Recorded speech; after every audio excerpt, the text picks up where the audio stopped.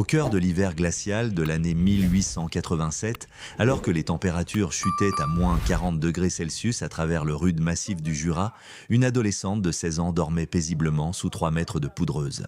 Pendant que les gaillards de Val-Saint-Pierre grelottaient dans leur chalet de bois, implorant le ciel pour que leurs poils en fonte ne s'éteignent pas, pendant que leurs épouses égrenèrent leurs chapelets, emmitouflés dans toutes les couvertures disponibles, et tandis que les nouveau-nés hurlaient de froid dans des chambres aux murs recouverts de givre, elle se prélassait dans son refuge souterrain où régnait de doux 11 degrés. Personne n'avait accordé le moindre crédit à son projet insensé. L'ensemble du village l'avait condamné d'avance. Pourtant, à l'issue de la saison la plus impitoyable que cette région montagneuse ait connue depuis des décennies, ce fut bien elle qui finit par les sauver d'une mort certaine. La jeune fille se nommait Élise Bernard. Ce qui va suivre raconte comment une orpheline sans le sou a réussi à vaincre la prétention de toute une bourgade. Élise était arrivée à Val-Saint-Pierre au cours de la période estivale de cette même année, traînant avec elle tout ce qu'elle possédait ici-bas. Une couverture en laine, 3 vieux ouvrages usés, une poêle rouillée, des couverts basiques, une lampe à pétrole et très exactement 41 francs et 50 centimes. Elle n'avait absolument plus personne sur cette terre. Ses 2 parents avaient été emportés par le typhus dans les bas-fonds de Lyon durant l'hiver précédent. Un oncle éloigné s'était contenté de lui payer son billet de train pour fuir vers les montagnes avec une unique condition rattachée à cette aumône. Elle ne devait plus jamais le solliciter pour quoi que ce soit. Elle sortait tout juste de l'enfance. Elle n'avait plus de famille. De plus, c'était une femme. Par conséquent, pour tous les hommes de la colonie, son sort était scellé et elle allait trépasser bien avant les premiers flocons. L'après-midi même où elle posa le pied au village, le capitaine Rousseau, un ancien combattant de la guerre franco-prussienne qui avait fondé Val-Saint-Pierre 5 ans plus tôt, l'examina de la tête aux pieds avec un mépris évident. Il se tenait bien droit devant sa vaste demeure à un étage, la seule construction des environs à être dotée de véritables carreaux en verre à la place du papier huilé habituel. Son épouse se pavanait dans une robe luxueuse importée directement de Paris. Quant à ses 3 garçons, ils arboraient de robustes bottes en cuir véritable. « Mademoiselle » l'interpella-t-il d'une voix tonitruante en croisant les bras sur son torse imposant. « Les personnes fragiles ne font pas de vieux os dans notre région. Le froid d'ici n'épargne absolument personne. Si vous n'avez ni proche, ni l'argent nécessaire pour vous payer un bon chalet et un poêle en fonte, je vous suggère fortement de prendre un billet de retour vers la ville avant qu'il ne soit trop tard. » Élise baissa les yeux, non pas par honte, mais parce que la vie lui avait déjà prouvé que contredire les hommes de pouvoir n'apportait que des ennuis. Elle acquiesça silencieusement et reprit sa marche en direction de la périphérie extrême du bourg, là où les parcelles étaient de juger sans la moindre valeur. Thibault le Charpentier, le gérant de l'épicerie locale, un individu qui se vantait à longueur de journée de ses talents de bâtisseur et de sa connaissance de la nature, la remarqua alors qu'elle passait avec son sac en toile. Il s'esclaffa en compagnie de ses acolytes installés sur le perron de sa boutique. « Accordez-lui une quinzaine de jours, lança-t-il, en parlant suffisamment fort pour qu'elle puisse entendre chaque syllabe. Dès que la morsure de septembre va s'installer, elle ira pleurnicher sur les marches de la paroisse pour réclamer l'aumône. Vous verrez bien, les filles des rutes n'ont pas la moindre idée de ce qu'est un vrai blizzard. » L'épouse du curé Martin, une femme austère qui considérait la misère comme un châtiment céleste punissant les péchés inavoués, lui suggéra de l'employer comme domestique contre une paillasse dans la cave du presbytère. Élise lui adressa un sourire timide et courtois, mais déclina catégoriquement la proposition. « J'ai l'intention de bâtir ma propre maison », annonça-t-elle d'une voix douce, mais empreinte d'une détermination de fer. Les bourgeois échangèrent des regards incrédules avant d'éclater d'un rire bruyant. Thibault le Charpentier dut même essuyer quelques larmes de ses joues. « Votre propre maison ? Ma pauvre enfant, un chalet digne de ce nom coûte au moins 1000 francs rien qu'en planches, auquel il faut ajouter 500 francs pour un bon système de chauffage. Avec quoi comptez-vous bâtir exactement ? Des illusions et des prières ?» Élise ne formula aucune réplique. Elle continua simplement son périple vers l'ouest, se dirigeant vers cette limite où le village s'effaçait pour laisser place aux vastes étendues sauvages. Elle finit par trouver un petit ruisseau que les habitants du coin surnommaient le ruisseau des Saules. Les terres environnantes étaient considérées comme stériles, beaucoup trop éloignées du centre névralgique et totalement exposées aux bourrasques. Aucun colon n'avait jamais daigné se les approprier. Le soir venu, alors qu'elle somnolait à même le sol sous la voûte céleste, fermement enroulée dans son unique étoffe, ses pensées s'égarèrent vers une histoire que son aïeul paternel lui racontait lorsqu'elle n'avait que 8 printemps. Ce dernier avait quitté sa Savoie natale dans sa jeunesse et avait survécu à son premier hiver montagnard à l'intérieur de ce que l'on nommait une hutte semi-enterrée. Ce n'était pas une habitation posée sur le sol, mais plutôt creusée directement à l'intérieur de celui-ci. Elle était façonnée à flanc de colline, à l'image d'une grotte, tout en étant astucieusement consolidée par des charpentes en bois et une toiture en tourbe qui conservait la chaleur bien plus efficacement que n'importe quelle menuiserie moderne. Son grand-père avait réussi à traverser une saison terrible durant laquelle les fermiers voisins avaient succombé au gel au beau milieu de leur maison en rondins. Le secret, lui avait-il confié de sa voix rocailleuse en enveloppant les petits doigts de la fillette dans ses grandes mains usées par le travail, c'est de comprendre que la terre fonctionne exactement comme un manteau. À 3 mètres de profondeur, le climat ne change jamais. Il offre de la fraîcheur en plein mois de juillet et devient un cocon chaleureux en janvier. Le sol ne te trahira pas, ma petite Élise. La terre est d'une loyauté infaillible. Dès les premières lueurs de l'aube suivante, alors que le soleil matinal teintait à peine l'horizon découpé du Jura d'une douce nuance rosée, Élise commença ses excavations. Elle jeta son dévolu sur un léger dénivelé naturel bordant le cours d'eau, une pente modeste mais suffisamment inclinée pour lui permettre de creuser à l'horizontale tout en évitant que les eaux de pluie ne noient l'intérieur. S'aidant de son couteau, elle traça un périmètre rectangulaire dans la boue, approximativement 3 mètres et demi de largeur sur 5 mètres de profondeur. Cet espace deviendrait son foyer. Le capitaine Rousseau passa au trot sur sa monture cette matinée-là et s'arrêta un instant pour l'observer. Elle était agenouillée dans la fange, se servant de sa poêle à frire en guise de pelle improvisée, arrachant les herbes coriaces et dégageant la couche supérieure du terrain. « Au nom du ciel, que fabriquez-vous là, gamine ?» hurla-t-il du haut de sa selle, l'examinant comme s'il s'agissait d'une créature grotesque. « Je creuse les fondations de ma résidence, monsieur », rétorqua Élise sans relever le nez, maintenant sa cadence de travail. Un long silence flotta dans l'atmosphère. Finalement, le capitaine Rousseau laissa échapper un ricanement sec et méprisant. « Que le bon Dieu ait pitié de votre âme !» grommela-t-il, avant de talonner son cheval pour repartir au galop, secouant la tête face à une telle absurdité. Mais Élise ne baissa pas les bras. 16 heures par jour, de l'apparition du premier rayon de soleil jusqu'à ce que l'obscurité crépusculaire l'empêche de discerner ses propres mains, elle piochait inlassablement. Elle arrachait des mottes de terre en utilisant sa poêle et des bouts de bois taillés. Elle remplissait son unique sac de jute à ras-bord pour transporter les gravats à l'extérieur, les empilant en un monticule à quelques pas de ce qui serait l'entrée. De terribles ampoules apparurent sur l'intégralité de ses paumes. Ces mêmes cloques finirent par éclater. La chair meurtrie était exposée à l'air libre et laissait perler des gouttes de sang. Malgré la douleur, elle poursuivait son excavation. Arrivé au 3e après-midi, Thibault le charpentier et quelques-uns de ses comparses s'approchèrent pour vérifier l'avancée de son chantier. Ils s'installèrent au bord de la tranchée, scrutant le cratère où Élise était parvenue à dégager presque 1 mètre de profondeur. « Ce que tu fais là, c'est creuser ta propre tombe, pas une maison », fit remarquer l'un des gaillards en crachant un jet de salive noirâtre dans les broussailles. « Lorsque les violents orages d'automne s'abattront, cette fosse va se remplir d'eau et tu périras noyé dans ton sommeil », ajouta Thibault, affichant une conviction inébranlable. « Sans compter que tu devrais m'expliquer comment tu vas respirer au fond de ce trou. Comment comptes-tu préparer tes repas sans que la fumée ne t'asphyxie complètement ?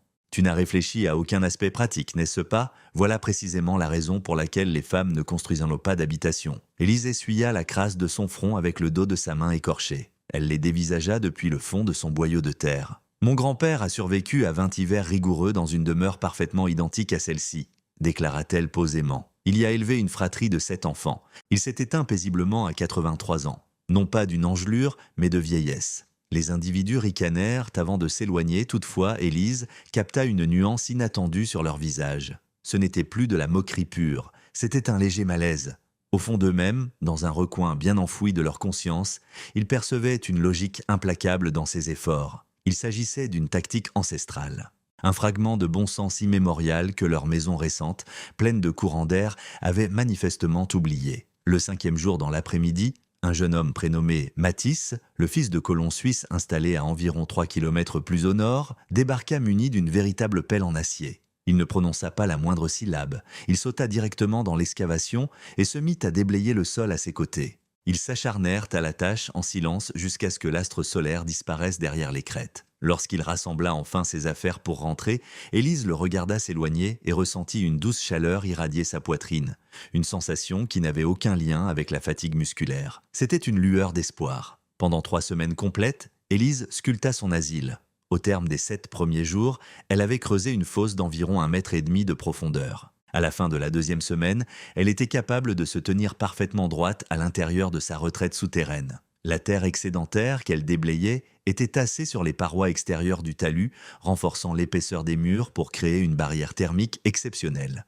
Vint ensuite l'étape la plus éreintante, l'installation de la charpente. Elle avait besoin de bois robuste pour soutenir la toiture, or elle n'avait pas les moyens d'en acquérir. Elle parcourut environ 3 kilomètres, en longeant les méandres du ruisseau des Saules jusqu'à découvrir un petit bosquet de peupliers rustiques. C'étaient à de jeunes arbres, assez fins mais d'une résistance remarquable. Armée uniquement de son couteau et d'une détermination sans faille, elle abattit 8 tronçons, chacun mesurant une dizaine de centimètres de diamètre, pour près de 2 mètres et demi de long. Chacun d'eux était si lourd qu'il la faisait vaciller sous l'effort. Elle les rapatria un par un, se servant d'un harnais tressé à partir d'herbes sauvages, les hissant le long de la pente jusqu'à sa cahute. L'acheminement de la totalité de ces rondins lui vola 2 journées complètes de labeur. Mathis revint le matin où elle entreprit de poser les solives du toit. Cette fois-ci, il était accompagné de son père, Laurent Dubois, un homme peu loquace mais doté de mains exceptionnellement habiles. Laurent examina minutieusement l'ouvrage d'Élise pendant 5 bonnes minutes sans émettre le moindre son. Pour finir, il hocha la tête en signe de validation. « Elle a saisi le concept », murmura-t-il dans son dialecte paysan. « Elle comprend des choses que tous les autres ont laissé perdre. » Œuvrant à 3, ils disposèrent les pièces de bois au-dessus de la cavité, façonnant une ossature particulièrement rigide. Élise avait calculé avec précision l'écartement de chaque poutre pour garantir qu'elle supporterait la charge colossale de la terre qui viendrait les recouvrir, tout en veillant à ne gaspiller aucun rondin. Laurent contrôla ses estimations, se servant de ses larges paumes comme gabarit et jaugeant les angles à l'œil nu pour finalement ne modifier absolument aucun détail. « C'est solide », décréta-t-il, « extrêmement solide. » L'étape suivante consistait à poser la couverture. Élise grimpa sur la crête du vallon et se mit à découper des blocs de végétation naturelle. Chaque lanière affichait une épaisseur d'environ 8 cm, à peu près la largeur de sa main, pour près d'1 mètre de long. Cette tourbe indigène formait un écosystème bien vivant, maintenu par un maillage de racines si compact et emmêlé qu'il générait un tapis végétal quasiment indestructible. Les montagnards appelaient vulgairement cela de la motte herbeuse. C'était généralement perçu comme le matériau de construction des crèves-la-faim, néanmoins, au dire des anciens immigrés alpins, cela constituait également le meilleur bouclier thermique au monde. Pendant 7 journées de supplice, Élise trancha et charria ces lourds morceaux de terreau. Elle les empila directement sur le treillis de peuplier en 3 épaisses couches, faisant chevaucher les jointures à la manière de tuiles traditionnelles, vérifiant à 2 fois pour s'assurer qu'aucun interstice ne permettrait à la bise hivernale de s'infiltrer. Chaque bloc pesait plusieurs kilos. À la tombée de la nuit, sa colonne vertébrale la faisait atrocement souffrir, mais ses mains avaient cessé de saigner. Elles s'étaient endurcies, recouvertes d'épaisses callosités. Elles étaient devenues les mains d'une véritable bâtisseuse de la frontière. Un après-midi, l'épouse du curé Martin vint à passer par là par hasard et l'aperçut, perchée sur le faîte de son refuge, couverte de gadou des cheveux jusqu'aux souliers, en train de disposer les ultimes morceaux de gazon. « Vous avez l'allure d'une bête sauvage !» hurla-t-elle de loin, le visage déformé par la répulsion. On dirait un blaireau creusant sa tanière. Est-ce là ce que vous souhaitez devenir? Un animal des bois? Élise essuya la crasse de sa joue et soutint fermement le regard de la dame. Les bêtes sauvages savent comment rester en vie, répliqua-t-elle du tac au tac. Les animaux ne laissent pas leur propre fierté causer leur perte. La bourgeoise s'éloigna d'un pas furieux, outrée. Mais Élise devinait aisément que sa répartie avait fait mouche. Ces paroles avaient touché une corde sensible et indéniablement véridique. L'étape consécutive concernait la façade avant de l'édifice. Élise ne pouvait se contenter de laisser l'entrée béante aux 4 vents. Il lui fallait une devanture capable de calfeutrer l'espace intérieur tout en ménageant un passage et potentiellement une minuscule meurtrière pour regarder dehors. Elle retourna à pied jusqu'au bosquet de peupliers, trancha plusieurs jeunes arbres ayant approximativement la circonférence de son bras, puis les traîna jusqu'au chantier. Elle les dressa à la verticale, fermement serrés les uns contre les autres, et les enfonça profondément dans la terre afin de dresser une rude paroi de rondins. Chaque interstice minuscule séparant les pièces de bois fut colmaté avec un enduit épais confectionné à partir de vases du ruisseau et de broussailles desséchées. Dès que ce mortier cuisait sous les rayons du soleil, il durcissait comme du ciment, barrant intégralement la route au courant d'air. En ce qui concernait le seuil de la porte, un coup de chance inespéré lui sourit. Elle tomba par hasard sur une vieille planche abandonnée et patinée par le temps près de la rive, sans doute le vestige d'un chantier raté appartenant à autrui. Elle la tailla aux dimensions du chambranle et l'installa en se servant de charnières taillées dans des lanières de cuir qu'elle acheta à l'échoppe de Thibaut, charpentier, avec ses 10 derniers francs. L'épicier se fit d'ailleurs une joie de lui facturer le double de leur valeur réelle. « C'est la taxe sur l'idiotie », ricana-t-il avec un sourire cruel. Élise lui tendit la monnaie sans prononcer la moindre syllabe. Pour finir, elle s'attaqua au défi le plus complexe, le foyer. Elle avait un besoin vital d'un feu pour cuisiner et résister aux vagues de gel, or le monoxyde de carbone risquait facilement de l'étouffer au sein d'un espace aussi réduit. Elle se remémora une autre astuce bien précise, issue du savoir de son aïeul. Elle maçonna un âtre exigu à l'aide de pierres de rivière, les empilant avec une minutie extrême et bouchant les trous avec le même torchis argileux appliqué sur sa façade. Cependant, le véritable trait de génie résidait dans le conduit d'évacuation. Elle récupéra un vieux bidon de pétrole au rebut, en sectionna la base ainsi que le couvercle, façonnant ainsi un tube métallique évidé. Elle l'enfonça directement à travers la tourbe de la toiture, colmatant fermement les contours avec une glaise très dense afin d'empêcher toute infiltration d'humidité. Le résultat paraissait extrêmement rustique, mais cela fonctionnait à la perfection. Le jour où elle alluma sa première flambée, la fumée fut aspirée de manière idéale vers le haut, s'échappant par le cylindre en fer blanc. Pas la moindre volute cendrée ne stagna à l'intérieur de son antre. Thibault le charpentier, qui parcourait justement ce chemin, s'immobilisa, frappé de stupéfaction. « Eh bien, marmonna-t-il dans sa barbe en se grattant la nuque, peut-être que tu ne périras pas, asphyxié par la suie, en fin de compte, mais tu vas tout de même geler sur place. » À la fin du mois d'août, le refuge était entièrement achevé. Élise avait dépensé en tout et pour tout 58 francs et 50 centimes pour l'intégralité de ses travaux. Il lui restait très exactement 4 francs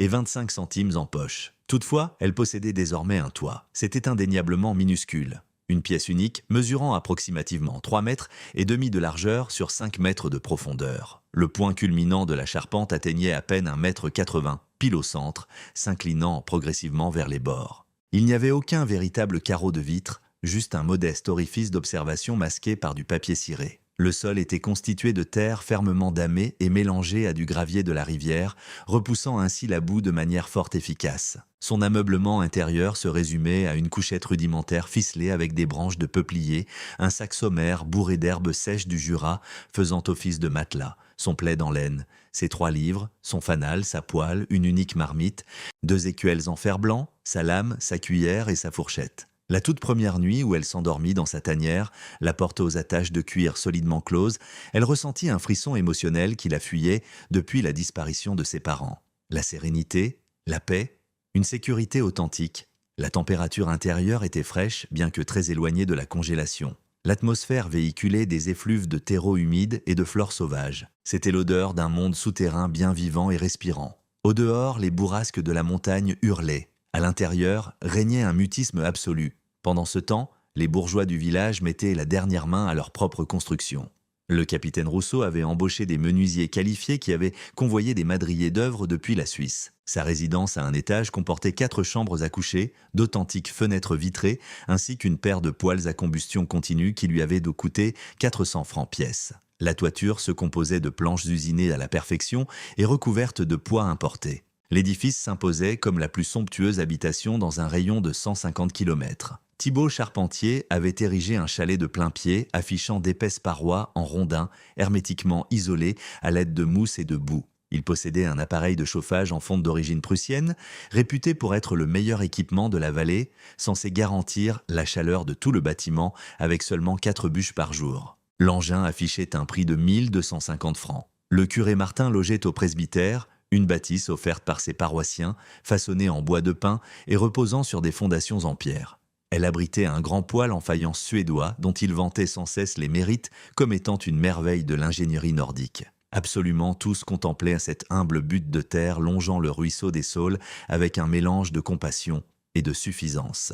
La folle adolescente avait achevé son terrier. Désormais, il ne restait plus qu'à patienter jusqu'à ce que la dure réalité s'abatte sur elle. La première semaine de septembre offrit des journées qui demeuraient relativement douces, néanmoins les nuits devinrent de plus en plus glaciales. Élise consacrait ses heures de soleil à amasser du bois de chauffage dans la peuplerie, traînant la moindre branche jusqu'au perron de sa cachette. Cependant, elle ne stockait pas ses bûches dans la cour comme le faisaient tous ses voisins. Elle les rentrait à l'intérieur, les glissant dans un coin de son antre pour former un tas propre et parfaitement ordonné. Quelques badauds en promenade remarquèrent son manège et se contentèrent de hocher la tête avec dépit. Elle va infester son propre logis de vermine et d'humidité, soulignait l'épouse de l'ecclésiastique. Toutefois, Élise détenait une information primordiale qui leur échappait. Un morceau de bois détrempé refuse catégoriquement de s'enflammer. Et lors d'un hiver dans le Jura, tout rondin laissé à la merci des éléments se retrouve gorgé d'eau à cause des bourrasques de neige, de la glace et de la moiteur perpétuelle.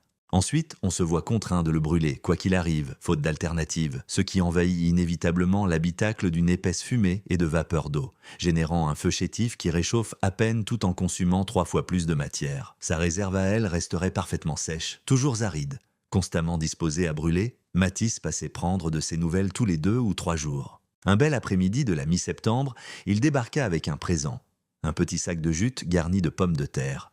Ses parents avaient profité d'une récolte généreuse cette saison-là et désiraient lui en offrir une partie. « Mon père prétend que ton repère est la structure architecturale la plus intelligente de toute la vallée », lui confia Matisse, en prenant place sur le sol de terre damé juste à côté du foyer d'Élise. « Il estime que dès l'instant où le véritable hiver frappera, tout le village viendra ramper à ta porte pour quérir asile. » Élise esquissa un sourire chaleureux tout en remuant un bouillon modeste préparé à base de ces fameux tubercules et de quelques oignons sauvages. « Ils ne viendront pas, répondit-elle. Ils traînent avec eux beaucoup trop de fierté. Ils préféreraient de loin geler jusqu'à la mort plutôt que d'admettre qu'une orpheline adolescente s'est montrée plus maligne qu'eux. » Matisse planta son regard dans le sien avec une acuité telle que ses joues s'empourprèrent. « Dans ce cas, ce sont de fiefés imbéciles. Et les fous ne survivent pas dans nos contrées. » Le 20 septembre, le gel précoce fit son apparition. Son arrivée fut soudaine et d'une grande brutalité. Le mercure dégringola, passant de près de 15 degrés Celsius au cours de l'après-midi pour atteindre les moins 3 degrés aux alentours de minuit. Les cultures potagères de la communauté dépérirent sur pied. Les herbes des pâturages virèrent à un brin sans vie. La voûte céleste se para d'une teinte métallique et plombée que les anciens montagnards identifièrent instantanément comme un présage funeste. La saison froide venait tout juste de décocher sa première frappe. Cette nuit-là, Élise dormit dans le plus grand déconfort au sein de son abri. Elle n'alluma pas la moindre étincelle. Cela n'était absolument pas nécessaire. Le climat à l'intérieur de son antre enfoui se maintenait à une constante parfaite de 11 degrés, égalant exactement l'ambiance de la veille, tout comme celle de la semaine précédente.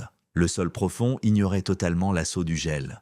La terre tenait fermement sa promesse de fidélité. À l'inverse, dans les chalets en bois de la colonie, les familles s'empressèrent d'allumer leur foyer pour la toute première fois de la saison.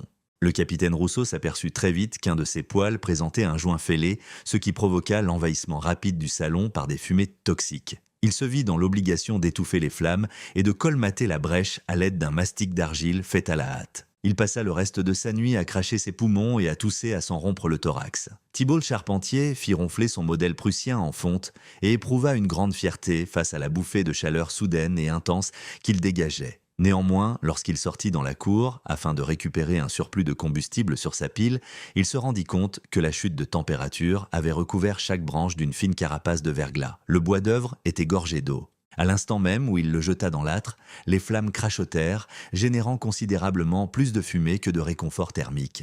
Il finit par brûler le double de la quantité de bûches qu'il avait initialement prévue. Dès le mois d'octobre, le froid mordant s'était définitivement installé. Les maximales diurnes peinaient à franchir le cap des 5 degrés. Lorsque l'obscurité s'abattait, le thermomètre plongeait très régulièrement vers les moins 10 degrés. Les rafales glacées venues du nord cinglaient inlassablement, traquant la moindre fissure et la plus petite jointure mal isolée de ces demeures forestières. Les foyers des alentours commencèrent à engloutir leurs réserves de chauffage à une vitesse plus qu'alarmante. Le capitaine Rousseau avait entassé ce qu'il croyait être une quantité suffisante de rondins pour passer la saison, mais en l'espace d'à peine 3 semaines, il avait déjà consumé près d'un tiers de son tas. Quelque part vers la fin octobre, son fils aîné s'en vint flâner pour examiner l'installation d'Élise. Elle se trouvait dehors, récurant son unique tenue de rechange dans les eaux du torrent, lequel n'avait pas encore eu le temps de geler complètement. Le jeune homme, un gaillard de 20 ans prénommé Michel, s'approcha doucement, les mains enfoncées dans ses poches, s'efforçant de renvoyer une image désinvolte. « Mon père est formel. Votre habitation est un véritable piège mortel, » entama-t-il, bien que son timbre de voix manquât cruellement d'assurance. « Il soutient que lorsque les grandes tempêtes de neige s'abattront, vous finirez enterrée vivante. » Élise essorra son corsage et croisa son regard avec une mine imperturbable. « Quelle quantité exacte de stères de bois avez-vous déjà brûlé jusqu'à présent chez vous ?» Michel parut légèrement décontenancé par cette interrogation. « Je ne saurais le dire avec précision. Une belle quantité. Pour quelle raison posez-vous la question ? J'ai passé très exactement 6 petites bûches tout au long du mois, » souligna Élise, étendant son linge trempé sur un fil tendu. « Et la moitié d'entre elles ont servi exclusivement à mijoter mes repas, pas à me réchauffer. » Combien en avez-vous consumé, vous » Michel fit le calcul grossier mentalement et tout le sang déserta soudainement ses traits. « Je l'ignore, probablement 200, peut-être davantage. » Élise hocha la tête de façon affirmative. « Lorsque votre famille se retrouvera à court de bûches en janvier, il restera encore 3 bons mois d'hiver à affronter. Qu'allez-vous jeter dans le feu à cet instant précis ?» Le jeune homme ne parvint pas à formuler de réponse.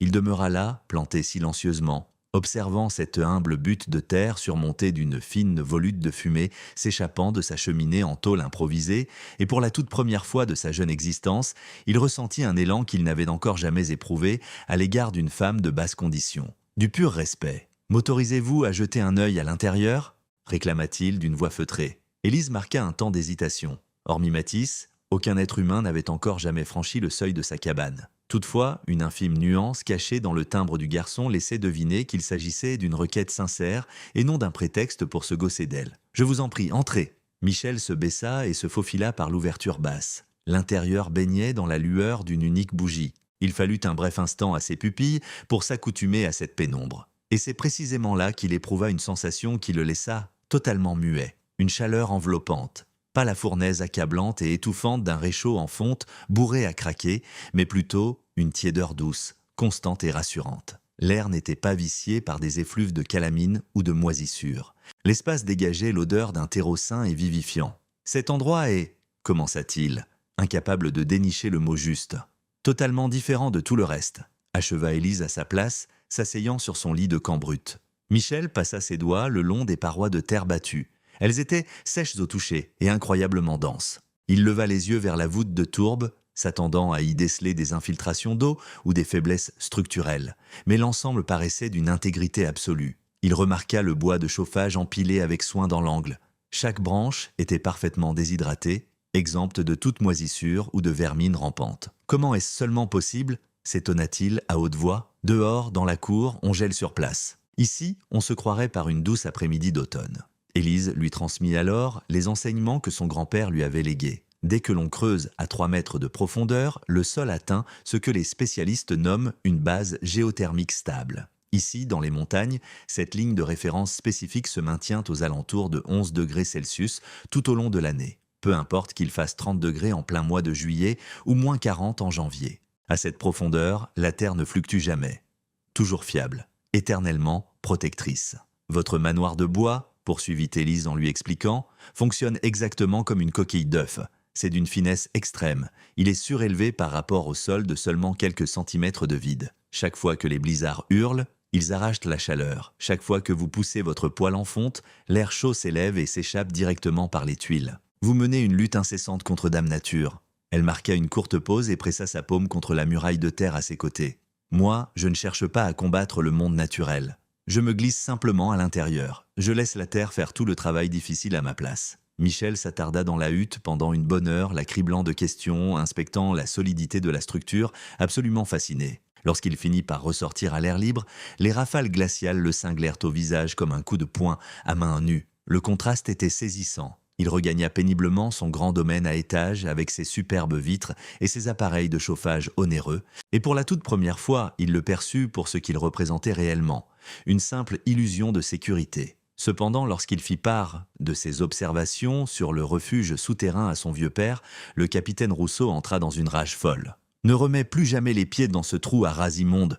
hurla-t-il en abattant violemment son poing sur la table de la salle à manger. « Tu ne vas pas aller bourrer le crâne de ta mère avec des absurdités de paysans. J'ai payé cette demeure de ma propre poche. C'est une véritable maison, pas la caverne d'un sauvage. » Michel ravala sa salive et ne dit plus un mot, bien qu'un changement indéniable se fût opéré dans son attitude. Le mois de novembre s'installa, apportant avec lui des chutes de neige sporadiques. Au départ, elles étaient légères, presque bucoliques. Des flocons poudreux voltigeaient durant la nuit et fondaient complètement dès l'heure du déjeuner. Les enfants du village s'amusaient dans la poudreuse. Les ménagères en ramassaient pour la lessive. Cela ressemblait à la saison hivernale standard à laquelle tout le monde était habitué, celle qu'ils avaient anticipée. Pourtant, les vieux immigrés alpins installés dans les fermes isolées ne cessèrent de lancer des regards inquiets vers les cieux. Les nuages d'orage affichaient une teinte suspecte.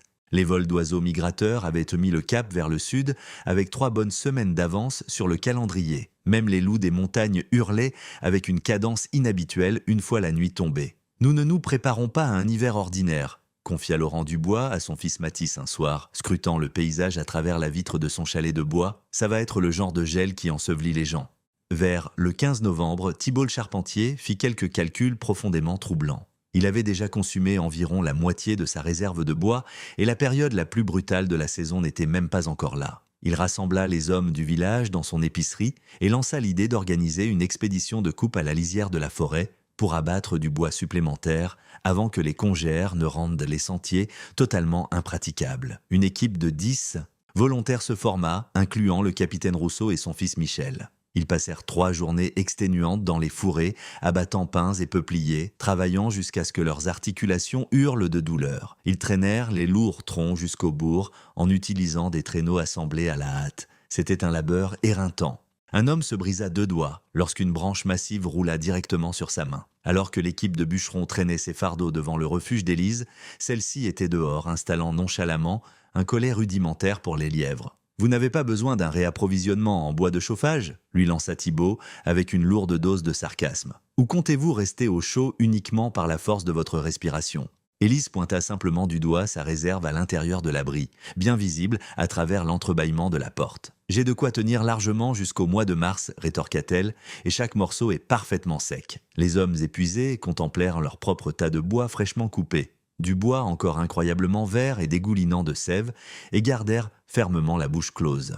Durant la 3e semaine de novembre, le curé Martin prononça un sermon dominical centré sur le concept de l'humilité. C'était un individu osseux, arborant un nez aquilin et un regard qui ressemblait en permanence à une condamnation active. Ce sabbat-là, les bancs étaient de bondés car le froid extérieur était devenu insupportable et la chapelle de bois abritait une imposante unité de chauffage central. L'arrogance, proclama-t-il du haut de sa chair, sa voix de baryton résonnant contre les chevrons, est la transgression même qui transforme les sages en parfaits imbéciles. L'arrogance nous pousse à rejeter les conseils des anciens expérimentés. Elle nous trompe en nous faisant croire que nous possédons plus de connaissances que nos supérieurs. Il marqua une pause théâtrale et planta ses yeux directement sur le banc où Mathis était assis aux côtés des siens. Il m'est revenu aux oreilles que certains jeunes membres de notre troupeau commencent à soupçonner que les habitudes des vagabonds et des païens surpassent d'une manière ou d'une autre les traditions établies d'une société civilisée et craignant Dieu. Qu'exister comme des rongeurs à l'intérieur de fosses boueuses est d'une certaine façon plus éclairé que de vivre exactement comme le Tout-Puissant l'a prévu, au sein de demeures décentes, sous des toits qui s'élèvent vers les cieux. Le visage de Mathis vira au rouge vif sous l'effet de la fureur, mais son vieux père lui saisit fermement l'avant-bras, exigeant son silence. Après l'hymne de clôture, l'épouse du ministre marcha droit vers Laurent et parla d'un ton calculé pour attirer un auditoire. Cette orpheline est une influence toxique pour ce village. Elle sème des notions incroyablement téméraires dans l'esprit de notre jeunesse locale. Quelqu'un doit la remettre à sa place avant qu'elle ne provoque une véritable catastrophe. Laurent Dubois, un homme qui fuyait les bavardages inutiles, la fixa droit dans les pupilles. La seule notion téméraire qui flotte dans cette colonie est de supposer que nous allons survivre au gel qui vient armé de rien d'autre qu'une arrogance aveugle, répliqua-t-il, son accent rugueux ne masquant en rien la clarté du message. Cette adolescente saisit des concepts de survie que vous avez tous totalement écartés. Et dès que le véritable gel frappera, vous allez tous profondément regretter de l'avoir ignoré. La dame étouffa un cri d'offense et s'éloigna en trombe. Pourtant, sa déclaration resta lourdement suspendue dans l'air matinal glacial. Une poignée de curieux présents adressèrent de discrets hochements de tête approbateurs. Le matin du 30 novembre se leva sous un ciel de la teinte exacte d'un plomb brossé. Le thermomètre stagnait à moins 15 degrés Celsius, marquant officiellement le froid le plus brutal de la saison jusqu'alors. Cependant, c'était le silence de mort qui ébranlait véritablement les nerfs. Il n'y avait pas le moindre souffle de brise. Pas un seul cri d'oiseau ne résonnait. Toute l'étendue de la montagne donnait l'impression de retenir son souffle dans l'attente de quelque chose. Laurent frappa de ses phalanges contre la porte de bois d'Élise vers le milieu de la matinée. Elle apparut emmitouflée dans sa couverture de laine, visiblement choquée de trouver le vieux fermier suisse avec une expression aussi lugubre. « Quelque chose de funeste se prépare ?» annonça Laurent, évitant totalement les politesses d'usage. Quelque chose de vraiment terrible, mes articulations m'élancent. J'ai traversé 3 décennies de gel sur ces hauteurs et je n'ai jamais ressenti un mutisme pareil. Élise scruta l'horizon lointain. Elle ne décelait rien d'extraordinaire, mais elle faisait une confiance inconditionnelle à Laurent. Comment dois-je me préparer ? Ne change absolument rien. Tes quartiers sont parfaitement sécurisés. Quant aux autres, Laurent secoua lentement la tête, les yeux lourds de chagrin. Le reste de ce village est totalement dépourvu de préparation pour ce qui va nous frapper. Plus tard dans la soirée, Élise fit un rêve d'une grande clarté à propos de son grand-père. Dans sa vision, il se tenait debout, bien d'aplomb au centre d'une prairie drapée de neige, une poudreuse si aveuglante et épaisse qu'elle l'engloutissait jusqu'aux genoux. Il lui adressa exactement ce même sourire plissé et familier qu'elle se rappelait de ses années de petite enfance. « Tu as exécuté le plan sans la moindre faille. Ma douce enfant !» la félicita-t-il dans son dialecte montagnard, une langue qu'elle saisissait à peine à l'état de veille, mais qu'elle comprenait avec une clarté parfaite dans son sommeil. « Tu as bâti exactement selon mes instructions. À présent, le véritable test commence. Maintenant, tu vas découvrir si, oui ou non, la Terre est véritablement fidèle. » Elle se réveilla en sursaut, des larmes coulant sur son visage et une lourdeur écrasante pesant sur sa poitrine. Le 5 décembre, la saison hivernale dévoila enfin sa véritable et terrifiante nature. Le blizzard frappa de manière totalement inattendue, agissant tel un prédateur tendant une embuscade. Vers 2 heures de l'après-midi, les cieux devinrent d'un noir d'encre. Ce n'était pas l'obscurité standard du crépuscule, mais plutôt une nuance verdâtre et sinistre qui glaçait l'âme. Les bourrasques commencèrent à hurler avec une telle rage qu'elles faisaient trembler les chalets de bois sur leurs fondations. Et juste derrière elles, la neige fit son apparition. Ce n'était pas une ondée hivernale ordinaire. Cela se manifesta sous la forme d'un mur blanc impénétrable, une barrière solide de glace et de rafales à décorner les bœufs qui balaya les plateaux comme une force militaire invisible. En quelques instants, la visibilité chuta à moins d'1 mètre. Les rafales poussèrent des cris au ton surnaturel, une plainte perçante et sans fin qui tranchait jusqu'à la moelle des os. Les températures firent un plongeon absolu, on passa de moins 15 degrés à moins 25. Puis le mercure chuta à moins 35. En l'espace de quelques heures, il stagnait à un effarant moins 40 degrés Celsius. Cet événement fut surnommé le Grand Blizzard. C'était la tempête exacte que les survivants raconteraient à leurs descendants pendant des générations. La tempête même qui ôta la vie à des centaines de colons à travers le territoire. Celle qui gela le bétail directement dans les pâturages, laissant les bêtes mortes mais toujours debout, transformées en statues morbides de glace solide. Dans le bourg de Val-Saint-Pierre, une panique totale s'installa presque instantanément. Le capitaine Rousseau se démena pour maintenir son foyer flamboyant, mais le vent soufflait dans le conduit avec une telle férocité qu'il éteignait les flammes toutes les quelques minutes. Une fumée épaisse étouffait les pièces à vivre. Ces garçons toussaient, sans pouvoir s'arrêter. Son épouse pleurait, emmaillotée dans tous les édredons qu'il possédait, frissonnant toujours violemment malgré les épaisseurs. Ces magnifiques carreaux de vitre, sa fierté absolue, se transformèrent en sa ruine ultime. Le verre véritable agit comme un conducteur thermique désastreux. Le courant d'air glacial s'engouffrait à travers eux comme s'il s'agissait de trous béants taillés dans la façade. Il drapa de lourdes couvertures sur les cadres, mais cela s'avéra totalement insuffisant. Il pouvait réellement voir sa propre exhalaison flotter dans son salon. L'eau potable qui reposait dans le pichet sur sa table de nuit gela en un bloc compact. Thibaut Charpentier comptait sur son fameux appareil prussien pour réaliser avec un effroi total que les rondins récoltés des semaines auparavant retenaient de bien trop d'humidité. Peu importe la hauteur à laquelle il empilait le combustible dans le foyer, la flamme demeurait chétive et absolument pathétique. La chambre où dormaient ces 3 garçons devint si intensément froide que le plus jeune développa une toux râleuse et agonisante en l'espace de quelques heures. Au presbytère, le curé Martin et son épouse s'aperçurent rapidement que leur élégant poêle en faïence diffusait la chaleur à une lenteur exaspérante. Il avait été conçu pour emmagasiner et rayonner la chaleur sur de longues périodes, pas pour produire un pic de chaleur massif instantané. Il leur fallait des heures de brasier ardent pour simplement réchauffer l'enveloppe de céramique, et avec le blizzard qui aspirait agressivement la chaleur du chalet, ils n'atteignirent de jamais un climat tolérable.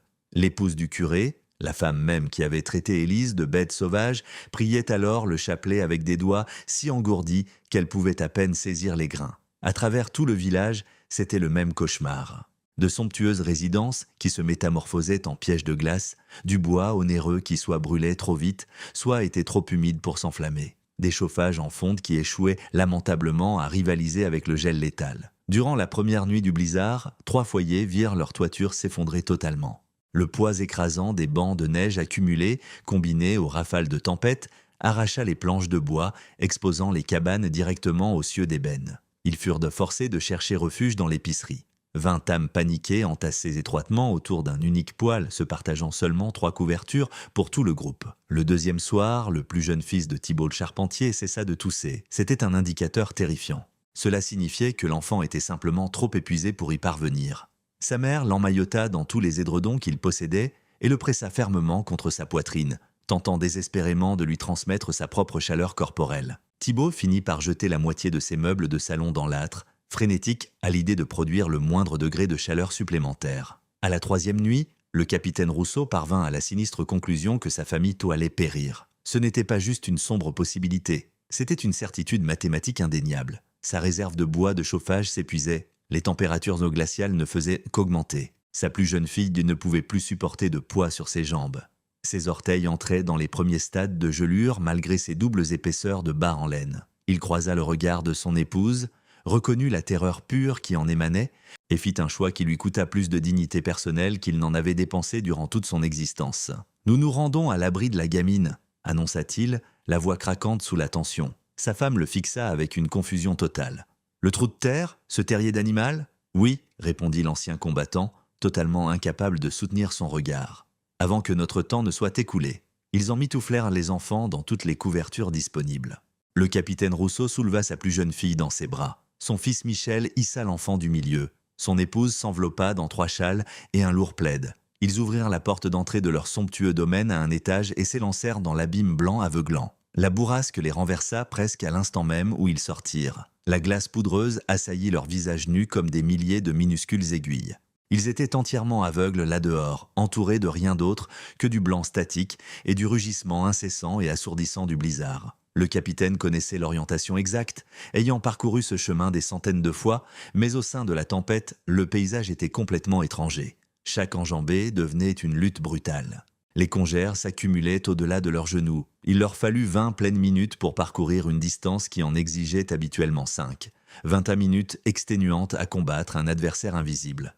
Lorsqu'ils repérèrent enfin cet humble monticule de terre, presque entièrement englouti par les amas de neige, le capitaine ressentit une sensation qu'il n'avait pas éprouvée depuis ses jours sur le champ de bataille. De véritables larmes de salut. Il martela de ses phalanges la porte en bois du refuge, frappant avec une force frénétique et désespérée. Les charnières grincèrent, et Élise se tint là, rétroéclairée par la lueur ambrée et invitante d'une unique bougie.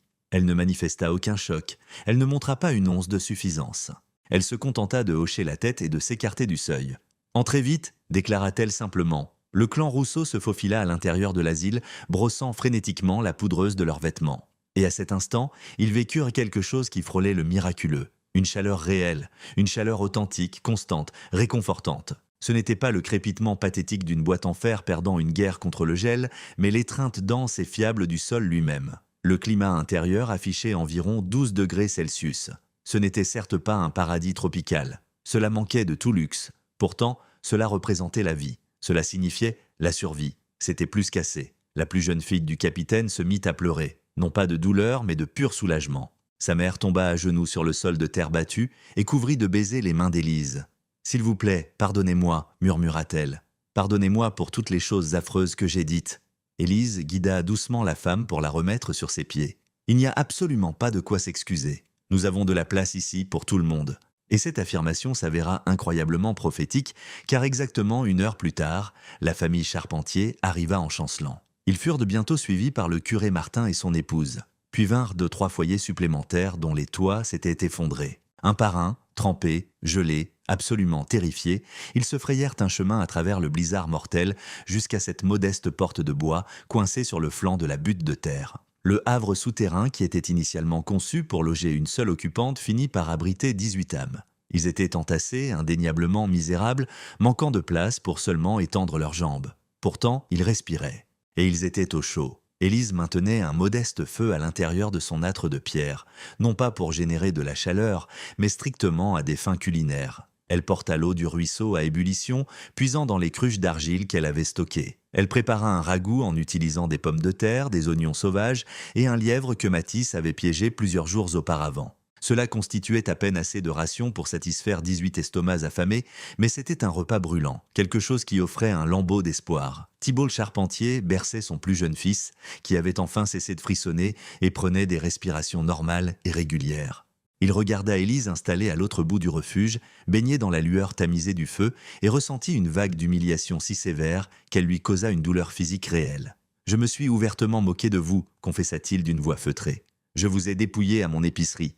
Je vous ai traité de folle. » Élise croisa son regard avec des yeux qui portaient à bien trop de traumatisme pour une gamine de 16 ans. « Chacun de nous commet des bévues quand la panique s'installe », répondit-elle posément. Le point crucial est d'en tirer une leçon. Le curé Martin, l'homme même qui avait donné des conférences sur l'humilité tout en existant dans un état d'arrogance pure, était recroquevillé dans un coin, cachant son visage dans ses paumes. Son épouse, la femme qui avait marqué Élise du sceau de bête sauvage, versait des larmes silencieuses. « Le Tout-Puissant m'a totalement humilié », murmura le ministre. « Il m'a forcé à regarder mes propres transgressions. » Laurent Dubois, qui était arrivé aux côtés de Matisse et des siens, posa une paume lourde sur l'épaule du curé. « Le Seigneur n'a pas fait cela, corrigea-t-il avec sa sagesse directe. C'est la réalité qui l'a fait. Et à l'occasion, la réalité sert de tuteur le plus efficace. Pendant 3 jours et 3 nuits consécutifs, le blizzard hurla juste au-delà de la porte comme un démon tentant de forcer les murs. Pendant 3 jours et 3 nuits entiers, 18 individus parvinrent à rester en vie,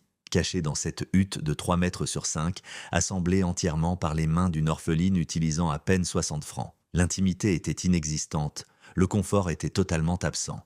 Pourtant, ils possédaient quelque chose de bien plus précieux. Ils forgèrent une véritable communauté, ils vécurent une humilité involontaire. Les riches et les démunis dormaient épaule contre épaule sur la terre battue. Les arrogants buvaient de l'eau dans la même cruche d'argile que les humbles. Le vétéran de guerre, un homme qui avait ordonné à des troupes de traverser des champs de bataille sanglants, acceptait gracieusement des rations de l'adolescente même qu'il avait totalement méprisée. À la fin de l'après-midi du 3e jour, les rafales s'apaisèrent enfin. Le rugissement sans fin et assourdissant qui avait consumé le paysage pendant 72 heures d'affilée disparut simplement. Le silence qui en résulta était pratiquement assourdissant à lui seul. Matisse fut le premier à sortir. Il déverrouilla la lourde porte et dut pousser contre elle de toutes ses forces, car la poudreuse s'était lourdement accumulée contre le seuil. Une fois qu'il parvint enfin à l'ouvrir, la lumière éclatante du soleil se déversa dans la pièce comme une bénédiction absolue. Dehors, le paysage était entièrement méconnaissable. La neige recouvrait la terre à des profondeurs insondables.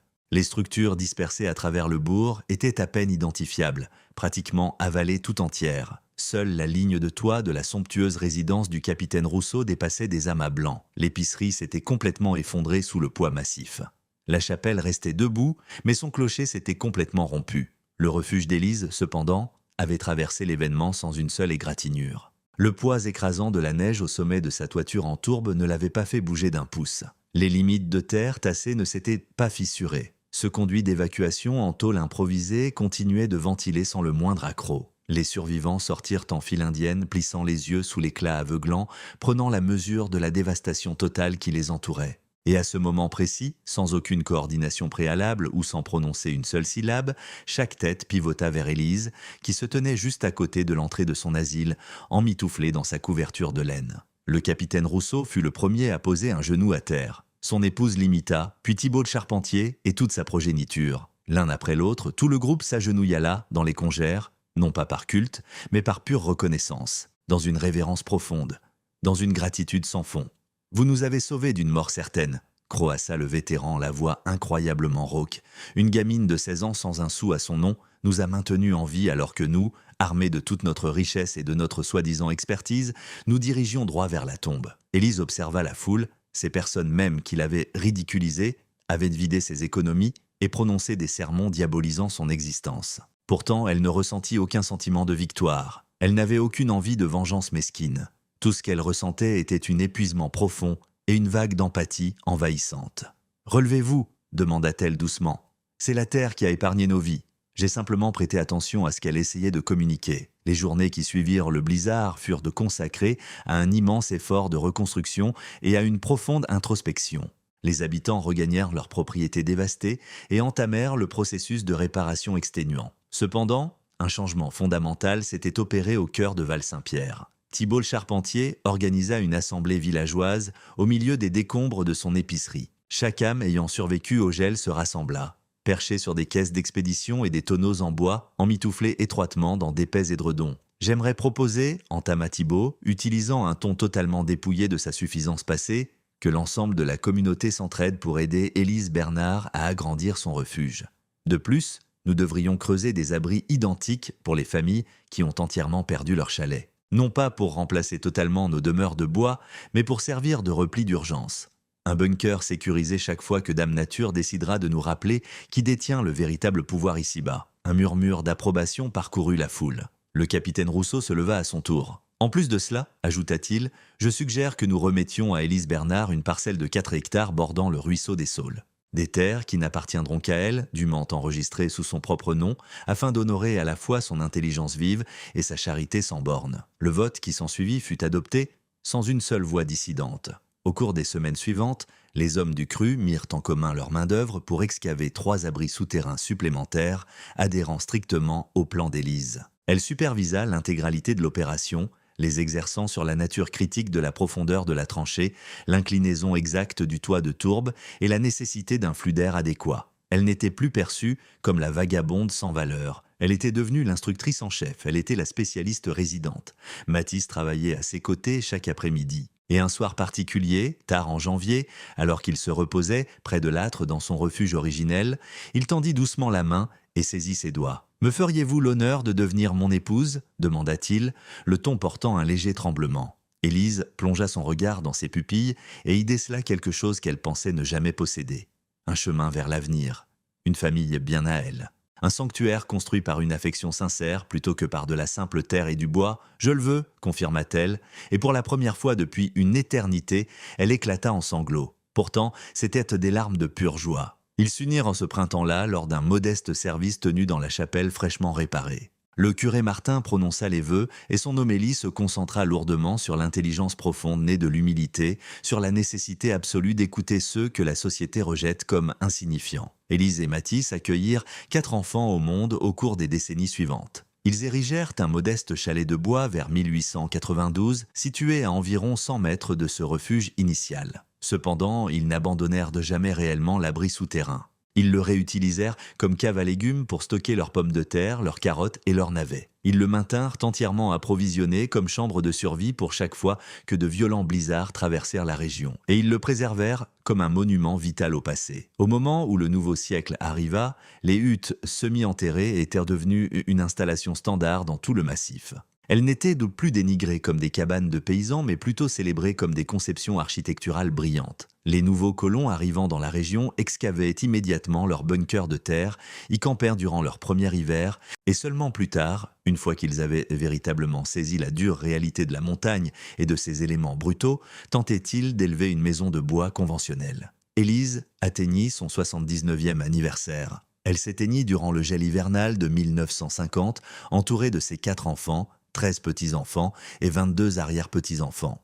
Ses dernières paroles prononcées, selon les souvenirs de sa petite-fille aînée, furent remarquablement simples mais portaient un poids immense. « La terre est fidèle », chuchota-t-elle, serrant étroitement la main de Mathis, qui avait vieilli et s'était ridé à ses côtés. « Si vous écoutez ses leçons, si vous la traitez avec respect, elle ne vous trahira jamais. » Dans la commune de Val-Saint-Pierre, qui s'était depuis épanouie en une petite ville bourdonnante dotée de routes goudronnées et de lignes électriques, le refuge originel d'Élise Bernard fut définitivement sauvegardé en tant que monument historique classé. D'innombrables générations futures visitèrent le site spécifiquement pour absorber le message puissant qu'une orpheline de 16 ans avait jadis délivré à toute une communauté. Cela prouvait que l'intelligence authentique ne découle pas de portefeuilles épais, d'influences politiques ou de l'âge mûr, mais plutôt de la possession de la modestie requise pour apprendre, de l'empressement à simplement écouter, et du courage pur de prendre un chemin non conventionnel quand la société insiste pour que vous soyez mise au banc. Car quand tout fut dit et fait, sur la frontière impitoyable des montagnes,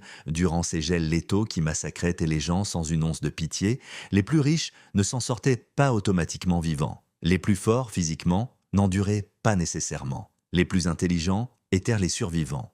Et l'intelligence brillante, précisément comme Élise parvint à le démontrer, arrive fréquemment enveloppée étroitement dans un manteau d'humilité. Les légendes faisant écho à la vie d'Élise Bernard servent à rafraîchir nos mémoires sur le fait que des chemins alternatifs à travers l'existence existent réellement. Un mode de vie qui ne dépend pas du fait de surpasser les voisins avec des domaines massifs et des équipements ridiculement chers. Un mode de vie enraciné profondément dans l'étude du monde naturel, l'absorption des tactiques de nos ancêtres et le placement de notre confiance dans une logique simple et intemporelle. La terre même sous nos bottes, cette même boue que tant d'entre nous rejettent comme une simple souillure, recèle des connaissances enfouies capables de nous secourir au bord de la mort, pourvu que nous possédions la modestie de nous mettre à l'écoute.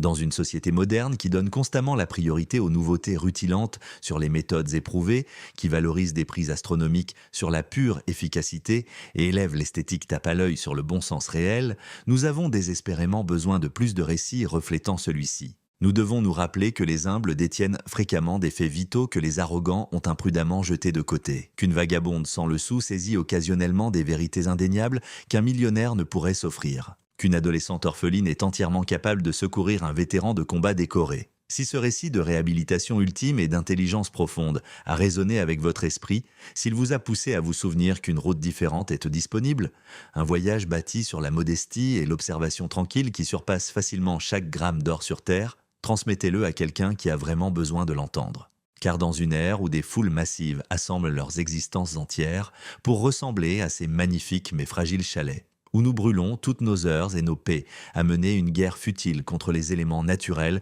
au lieu de les étudier, nous avons désespérément besoin de revisiter les leçons durement acquises d'Élise. Son sanctuaire souterrain était bien plus qu'un simple espace de vie. Il représentait une mentalité philosophique entière. Il se dressait comme un monument éclatant prouvant que, à l'occasion, le remède absolu pour nos obstacles les plus catastrophiques ne se trouve pas dans des gadgets de pointe hors de prix, mais plutôt dans les méthodes anciennes et écartées du passé, dans le bon sens possédé par nos grands-parents, dans les vérités cachées que le sol protège farouchement, attendant patiemment quiconque est prêt à y prêter réellement attention. Et sa réserve de bois n'absorba jamais une once de l'humidité hivernale, tandis que ses voisins brûlaient désespérément des branches détrempées, inondant leur salon d'une suie étouffante et d'une misère absolue. Tandis qu'ils gaspillaient le double des ressources nécessaires seulement pour obtenir la moitié de la chaleur requise, elle s'appuyait discrètement sur les fondamentaux, garder le bois de chauffage parfaitement déshydraté, verrouiller le climat intérieur à une ligne de base stable,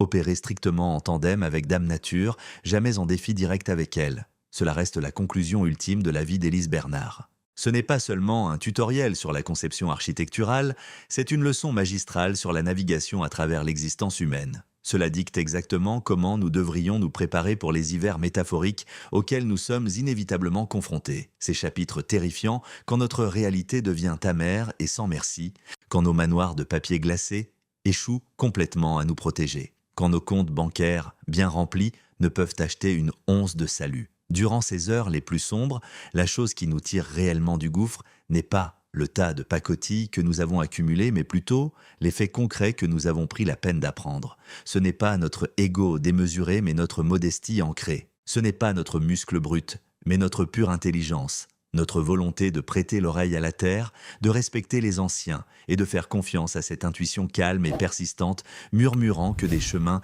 alternatifs existent, même alors que le reste du troupeau hurle qu'il n'y a qu'une seule voie acceptable pour avancer.